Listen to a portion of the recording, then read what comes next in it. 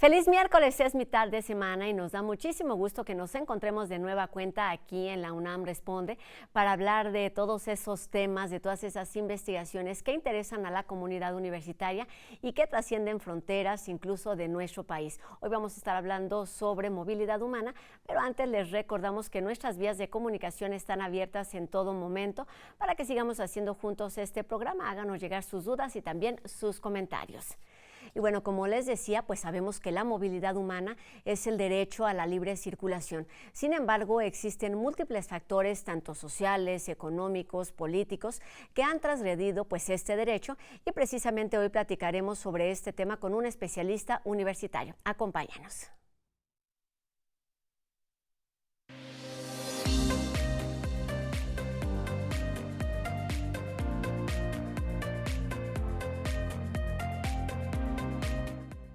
México es un país de tránsito. La movilidad tiene que ver con la posibilidad, pero también con la necesidad de transitar de un lugar a otro por causas que se han ido pues modificando con el paso del tiempo y también de acuerdo al entorno. Este fenómeno de la migración que observamos hoy es diferente al que ha ocurrido en otros momentos de la historia y que se ve alterado, pero también impulsado por factores personales, familiares, globales, ambientales, etcétera, de manera distinta en cada región del mundo. Y bueno, a propósito de esto, hoy nos da muchísimo gusto recibir aquí en nuestras instalaciones de TV UNAM al doctor en sociología Carlos Martínez Assad, quien es historiador, escritor, investigador emérito del Instituto de Investigaciones Sociales, donde coordina el Seminario Universitario de Culturas del Medio Ambiente, el SUCUMO. Doctor, ¿cómo está? Bienvenido a la UNAM Responde. Gracias.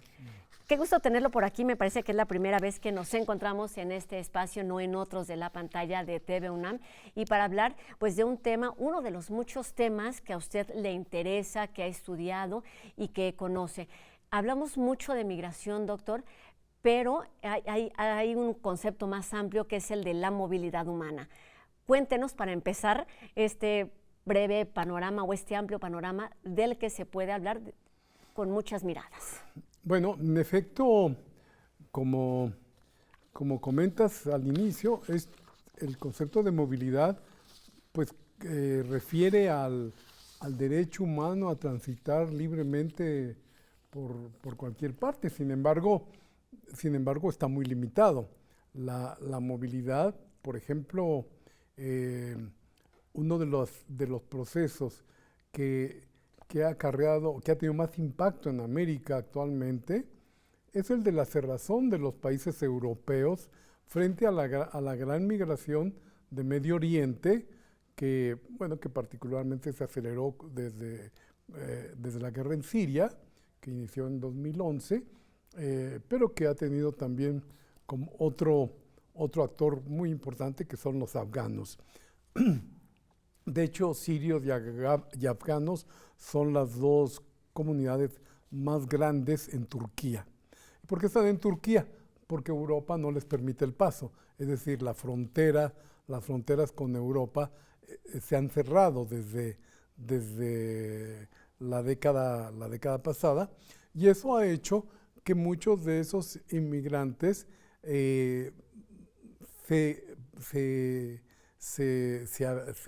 se aventuren, digo aventuren porque siempre es muy difícil el tránsito, se aventuren hacia América, y tenemos tantos migrantes ahora en México, precisamente porque es mucha de esos grupos que han llegado, fíjate de qué manera es el proceso, que han entrado por Brasil, que está tan al sur, y van subiendo hasta que los vamos a tener aquí en México, ya como si fueran procedentes de Guatemala, Belice, El Salvador, pero por eso en estos grupos de migrantes vienen también varios congoleños, afganos, gentes de diferentes religiosidades, etcétera, porque han hecho todo ese tránsito, que no se ha hecho de un día para otro, ¿no? Eso también es algo interesante que hay que entender en ese concepto de movilidad. Es decir, probablemente los haitianos que estamos viendo ahora en México probablemente sea una generación que ya nació en territorio americano. Son los hijos de los primeros haitianos que estuvieron en territorio americano, porque ya en, ya en 2010 estaban en Brasil trabajando para las Olimpiadas y son ese grupo de haitianos que llegaron, los que engendraron o venían ya con los hijos y estos ahora son otra generación. Exagero un poco al hablarlo de esa manera tan tajante, pero lo que quiero que quede claro también es que esto es muy semejante a lo que en Europa se llamó la invasión de los bárbaros desde los primeros siglos del cristianismo. Es decir, eran grupos que procedían de Asia, de África, de lo que ahora conocemos como Medio Oriente, pero se iban asentando en los territorios y después ya formaban parte del territorio al que llegaban, ¿no? Doctor, entendiendo pues todo este contexto y por supuesto la historia, ¿cuáles consideraría usted, además del que ya mencionaba, la cerrazón, algunas de estas características, cualidades que definen a la movilidad hoy en día? Bueno, la movilidad hoy en día se ha podido franquear todas estos obstáculos que ha tenido, porque un gran obstáculo que no podemos ahora dejar de contemplar fue la influenza, el COVID, la pandemia del COVID. Con la pandemia se cerraron todavía más países. Por eso hubo una baja muy fuerte de la movilidad, claro, de las migraciones en los años de la pandemia. Y ahora todos esos que habían estado contenidos se expresan y por eso vemos a tanta gente buscando dónde vivir mejor, ¿no? Porque de eso es de lo que se trata. ¿Dónde vivir mejor? Porque esa movilidad tiene que ver con, desde luego, interés económico por vivir mejor, tiene que ver con decisiones familiares, tiene que ver con el reencuentro, quizá ya haya algún hermano o pariente en otra parte y hay que ir a buscarlo, tiene que ver con muchos factores, pero ya no es solamente como se caracterizó anteriormente, que eran factores fundamentalmente económicos. Es decir, al contrario, vemos ahora que los migrantes que ahora se han concentrado en México por el término del título 42 de la ley de salud en Estados Unidos, que justamente lo que hace supuestamente abriría las fronteras, pero contrariamente a eso, lo que ha pedido a México es que le ayude a contener a todos esos migrantes. Entonces la movilidad otra vez no tiene mucha certeza, ¿no? Entonces, bueno, estamos hablando de un concepto muy antiguo, porque desde Herodoto de Halicarnaso, un griego 400 años antes de Cristo, ya hablaba de la movilidad, y él mismo fue a vivir a otros lugares y hablando de cómo se veían a los extranjeros, a los que no eran de ese lugar. Pero ahora creo que la movilidad, igual que los conceptos de migración que aluden al movimiento, vamos a tener que cambiarlos pronto, porque todo eso está cambiando. Es muy difícil. Ahora, en 2020, había 280 millones de personas viviendo fuera de sus lugares de origen. Más de 200 millones de personas. Entonces, eso ahorita se pudo haber ya incrementado, y de hecho se está calculando que en los primeros 20 años del siglo XXI se movió tanta gente como durante todo el siglo pasado, todo el siglo XX. Así es que esto va a tener que encontrar un fin, por eso ahora se insiste tanto en los visados, en otorgar los derechos a formar parte de otro país. que sin embargo encuentran muchos problemas, muchos obstáculos.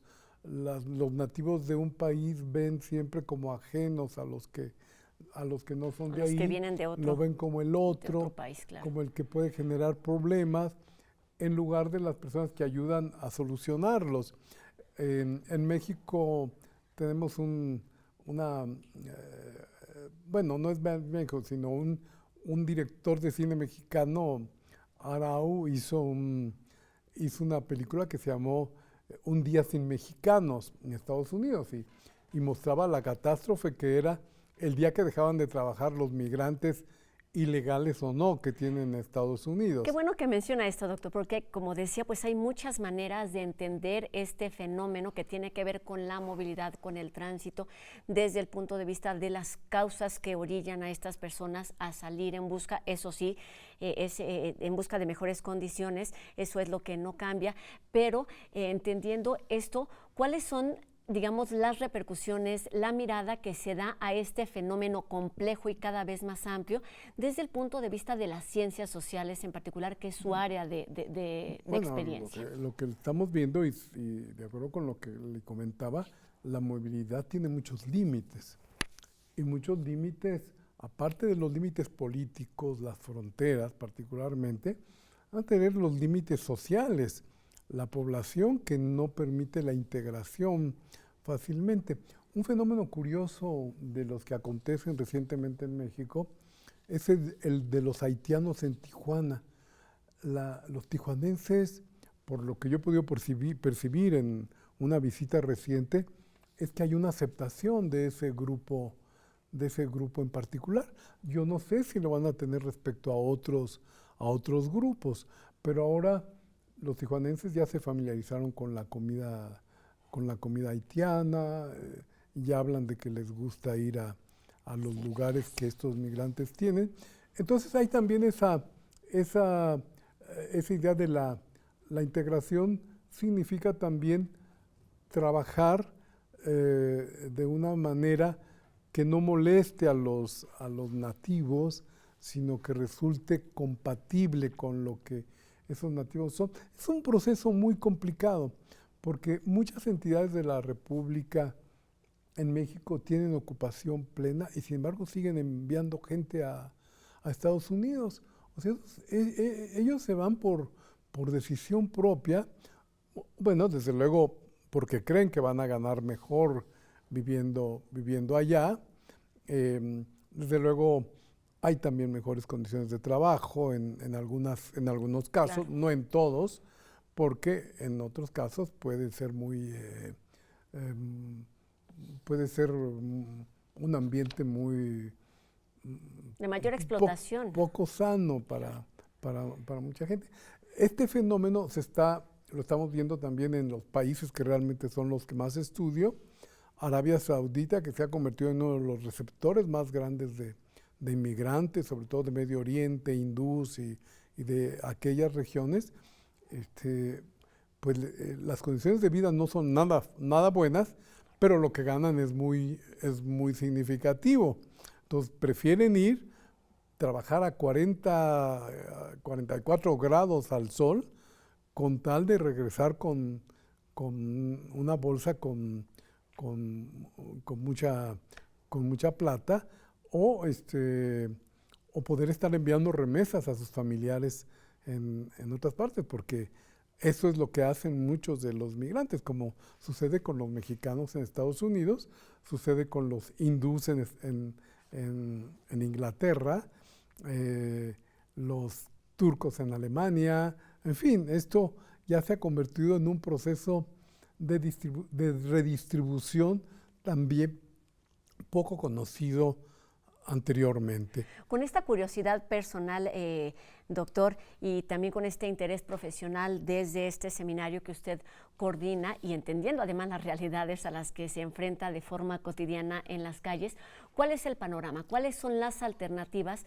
para atender una situación tan compleja que además va en aumento? Los seres humanos siempre hemos sido nómadas, vamos de aquí para allá, pero hay ciertas condiciones que lo van haciendo como más complejo. ¿Cuál es el panorama a partir de lo que estamos viviendo hoy? Mire, finalmente en el Seminario Universitario de las Culturas de Medio Oriente que coordino, pues lo que hemos hecho es mucho trabajo en relación con lo que sucede en Yemen, Afganistán, Azerbaiyán, Egipto, Jordania, Líbano, etcétera. Más bien con la idea de tener una perspectiva que nos permita llegar a diagnósticos de lo que sucede actualmente. Por supuesto, la variedad y la diversidad de estos países hace que las conclusiones sean muy diferentes y que la historia finalmente sea la que tiene la última palabra, porque los libaneses, como lo demuestro en uno de mis libros recientes, Libaneses, Hechos e Imaginario de los Inmigrantes en México, bueno, los libaneses tienen casi 150 años saliendo del Líbano y no se ha despoblado el país, ¿no? Pese a que lo que se ha cambiado es la composición religiosa de los que han quedado y de los que han salido. Pero hay esas variables que son más globalizadas, que nos dificultan mucho que algo como lo que sucede en Líbano pueda suceder en otra parte. Esto justo le iba a preguntar para terminar, ¿cómo el concepto y la realidad de la globalización impacta a esta movilidad, a este tránsito que se ha hecho a lo largo de la historia y cómo nos permite estar más cerca de regiones que muchísimo tiempo hemos creído alejadas? Sí, bueno, eso es, usted lo ha dicho muy bien, de veras creíamos que estábamos fuera del mundo y no es cierto, pese a que los mexicanos insistimos mucho en trabajar sobre México solamente, y hay una frase muy repetida de Octavio Paz que decía que los mexicanos solo nos vemos el ombligo, es decir, desconocemos lo que hay más allá de México. Creo que eso ha cambiado mucho en los tiempos actuales, gracias a las redes de información, al internet, etcétera. Esto que ya los jóvenes tienen el manejo tremendo de todas estas formas de comunicación nuevas que hacen que el mundo se acorte, digamos, de alguna manera. En esos términos. Entonces, por eso está cambiando todo ese concepto de globalización. Por eso es que ahora en TV UNAM podemos hablar del fenómeno de movilidad que acontece por las repercusiones que tiene en México, pero también porque vemos que está ligado con el resto del mundo. No se podría entender la movilidad si no consideramos que hay varios países que intervienen en ese proceso y que es todo eso lo que tenemos que observar y ya definitivamente pensar en que no son suficientes las categorías con las que hemos venido analizando todo esto, porque ya no es solamente el fenómeno de la movilidad, sino el cambio demográfico, si ya vamos a hablar del mundo, hablar de tantos millones de personas que viven fuera de sus hogares, en un mundo que ya tiene 8,000 millones de personas, es un porcentaje bajísimo. Pero aún así se tienen implicaciones. Creo que puede tener eso implicaciones para que dentro de poco los países como el nuestro estemos mucho más poblados con gentes procedentes de diferentes países, aunque usted lo dijo muy bien al comienzo, México sigue siendo un país de tránsito. En general no hay intención de quedarse en el país porque tenemos el fenómeno de tener frontera con el país más rico del mundo. Entonces, con eso que además puede ser solamente una ideología, pero pues la gente lo que quiere es llegar a Estados Unidos y hacerse rico como en las películas. Claro, como pero hay si eso otros fuera muchos temas de los real. que hay que abordar en el camino y que tiene que ver con que estamos hablando de personas que tienen una carga personal, que tienen que ver con una riqueza cultural de la que podemos aprender y de la que podemos también resultar beneficiados. Le vamos a tener que poner pausa a esta conversación, doctor, pero nos da muchísimo gusto que haya estado con nosotros para acercarnos a este tema desde una perspectiva distinta que tiene que ver con la academia y con el trabajo que de forma cotidiana realizan en el Seminario Universitario de Culturas del Medio Oriente del Instituto de Investigaciones Sociales. Muchísimas gracias, doctor Carlos Martínez Gracias Azar. a ti. Un gusto que haya estado aquí con nosotros y seguiremos atentos a estos temas y por supuesto al trabajo que realiza de forma cotidiana SUCUMO. Y bueno, seguimos también nosotros aquí con el Instituto de Investigaciones Sociales, que en esta ocasión invita al público interesado a participar en la sesión número 2 del Seminario Permanente Nacionalismos y Racismos, que se llevará a cabo mañana jueves 25 de mayo a las 11 del día en sus instalaciones aquí en Ciudad Universitaria. El tema que se abordará es raza y racialización y bueno, contará con la participación de especialistas del Centro de Estudios de Género del Colegio de México y del Centro de Investigaciones y Estudios Superiores en Antropología Social de la Unidad Pacífico Sur. Las charlas también serán transmitidas por el canal de YouTube de este instituto, así es que podemos estar muy atentos a todas estas actividades. Y bueno, sabemos que en nuestra universidad los maestros que ejercen su cátedra con convicción y compromiso se convierten en el puente entre el conocimiento y la sociedad. Además, por supuesto, son defensores de la autonomía. Enseguida escucharemos las palabras del doctor Enrique Graue sobre este tema.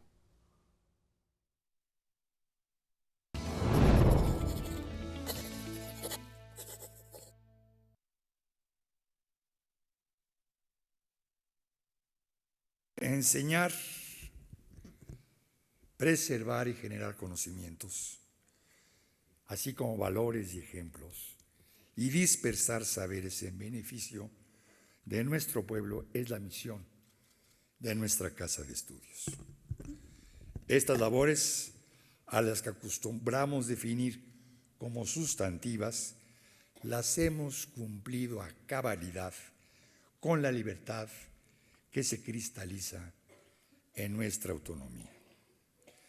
Y ha sido sin duda el personal académico, desde sus distintas trincheras, quien a lo largo de los años y con convicción y firmeza ha ejercido y defendido la autonomía en los distintos momentos de nuestra historia. Ustedes, el personal académico, ya se decía, son la esencia y el bastión más sólido de nuestra universidad. Esta será la última ocasión que como rector me dirija a ustedes para celebrarlos, reconocerles y expresarles la más profunda gratitud por su incansable labor. Educar se hace sembrar talentos y nuevas esperanzas para México y para la humanidad en su conjunto. Y todos aquí sabemos que sembramos en el mejor de los campos. Sembramos en los territorios de la Universidad Nacional Autónoma de México. Una universidad laica, pública y gratuita. Una universidad que está en permanente evolución y de un ímpetu incontenible. Una universidad que promueve la paz y la movilidad social al educar a un alumnado en donde 8 de cada 10 estudiantes provienen de familias cuyo ingreso es menor a 4 salarios mínimos. Una universidad que promueve y aspira a la igualdad, a la justicia y a la excelencia en todas y cada una de sus funciones. Una universidad comprometida con la honestidad y la veracidad. Una universidad libre y autónoma, en donde todos y todas podamos expresarnos con libertad y respeto y sin hegemonías ideológicas impuestas. En los meses por delante iniciará el muy saludable proceso de renovación del cargo que yo ocupo. Este será convocado en su momento por la honorable Junta de Gobierno de nuestra Casa de Estudios. Serán tiempos de una gran actividad, durante los cuales escucharemos voces que se expresarán de distintas maneras. No podría ser diferente en una comunidad tan vital, plural y diversa como la nuestra. La ley orgánica que hoy nos rige es el fruto de experiencias históricas y gracias a ella, la UNAM ha podido crecer con estabilidad y solvencia en las décadas posteriores a su entrada en vigor.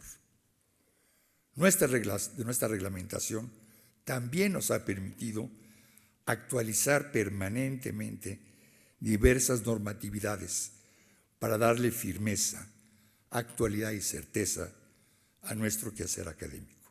Tenemos claro que la forma de gobernarnos y relacionarnos con la sociedad es una decisión libre y soberana de las y los universitarios, tal y como lo establece nuestra legislación y sus leyes reglamentarias.